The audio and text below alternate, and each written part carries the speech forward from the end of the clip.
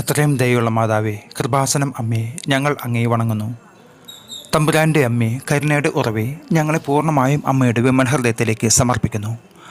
അങ്ങയുടെ മക്കളായി ഞങ്ങളെ വളർത്തണമേ. നസറത്തിലെ തിരുക്കുടുംബം പോലെ ഞങ്ങൾ കാത്തു പരിപാലിക്കണമേ. ഓ പരിശുദ്ധ ജനനെ, ഞങ്ങളുടെ കുടുംബങ്ങളെ അങ്ങ് ഏറ്റെടുക്കണമേ. ഞങ്ങളുടെ ദുഃഖദുരിതങ്ങളെ ഏറ്റെടുത്ത് സംരക്ഷിക്കുന്നതോർത്ത് ഞങ്ങൾ അങ്ങേക്ക് നന്ദി പറയുന്നു.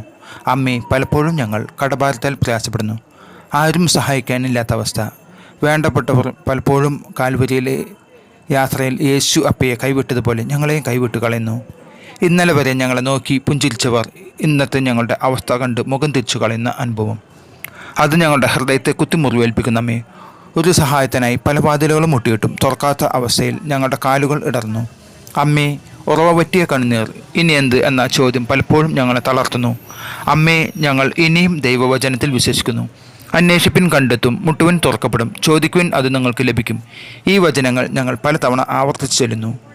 ഈ ലോകം മാറിപ്പോയേക്കാം, എന്നാലും അചഞ്ചലമായി നിൽക്കുന്ന ദൈവവചനമാണെന്ന് ഞങ്ങൾ ഹൃദയത്തിൽ വിശ്വസിക്കുകയും അത് ഏറ്റുപറയുകയും ചെയ്യുന്നു. അമ്മേ, ഈ ഒക്ടോബർ മാസം ജപമാല മാസമാണല്ലോ.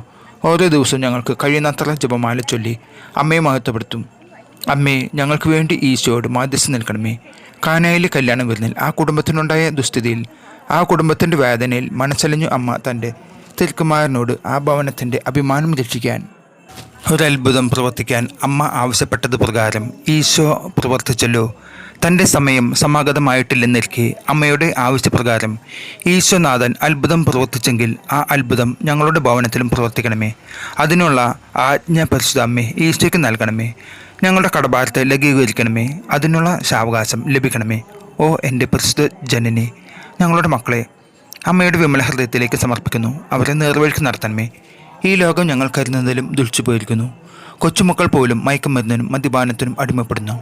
അവരെ പ്രതീക്ഷയോടെ പഠിക്കാൻ വിദ്യാലയങ്ങളിലേക്ക് അയക്കുന്നു. പിന്നെ അവർ ചെയ്യുന്ന പ്രവൃത്തികൾ അമ്മ ഏറ്റെടുക്കണമേ. അവരുടെ ചിന്തയെ മനസ്സിനെ നേർവഴിക്ക് നടത്തണമേ.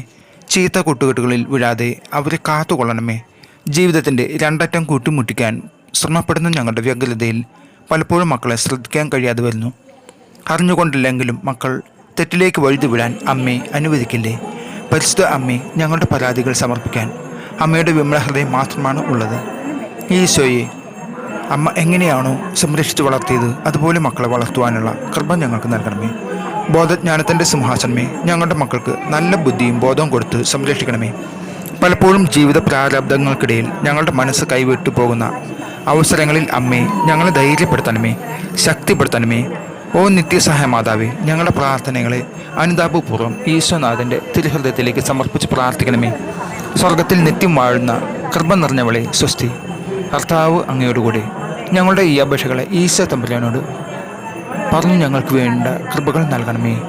നന്മ നിറഞ്ഞ മറിഞ്ഞ് സ്വസ്തി. കർത്താവ് അങ്ങയുടെ കൂടെ, സ്ത്രീകളിൽ അങ്ങ് അനുഗ്രഹിക്കപ്പെട്ടവളാകുന്നു.